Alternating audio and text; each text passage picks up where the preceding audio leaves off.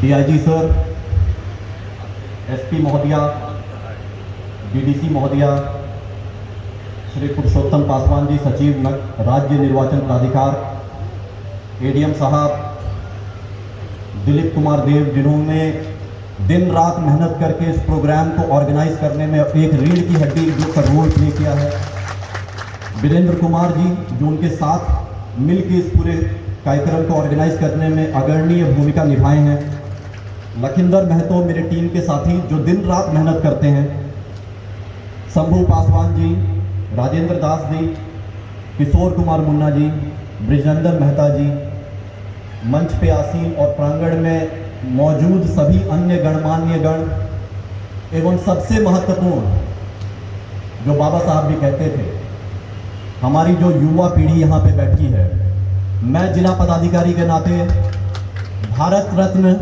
Doctor Bhimrao Ambedkar ji की जयंती और इस समारोह पे आप सभी का दिल से अभिनंदन और स्वागत करता हूं। बाबा साहब की जयंती मात्र एक जयंती नहीं है, ये एक पर्व है, ये एक त्यौहार है।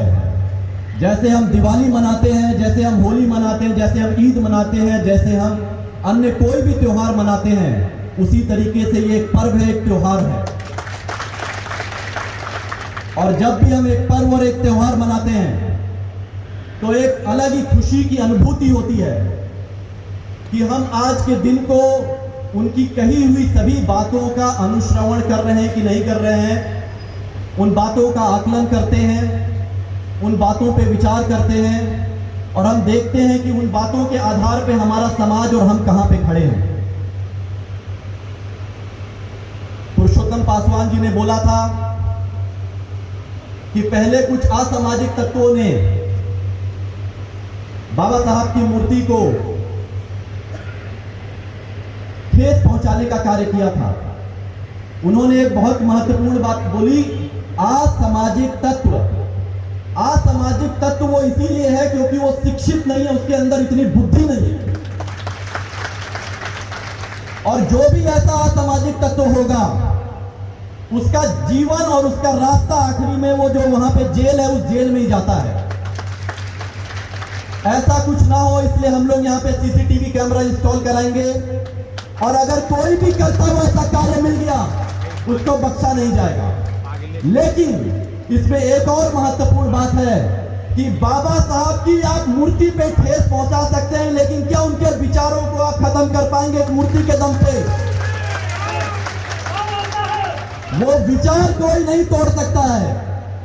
असामाजिक तत्व उन मूर्ति को ठेस पहुंचा सकते हैं, लेकिन उन विचारों को कोई भी मिटा नहीं सकता, क्योंकि वो विचार यहां बसते हैं और दिल में बसी हुई चीज को कोई मिटा नहीं सकता है।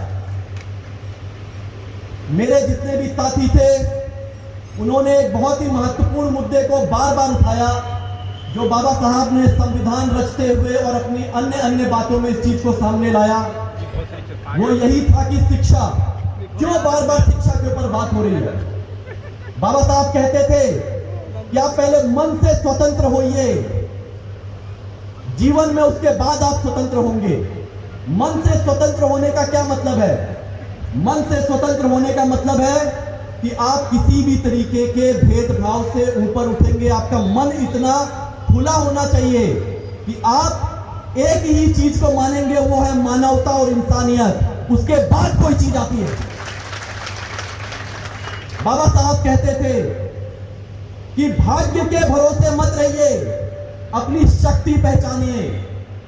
आपकी शक्ति है आपकी मेहनत। जो भाग्य के भरोसे रहते हैं वो कायरों का काम है, लूजर्स का काम है। जो विनर्स होते हैं वो अपनी मेहनत के दम पे कहीं ना कहीं पहुंचते हैं।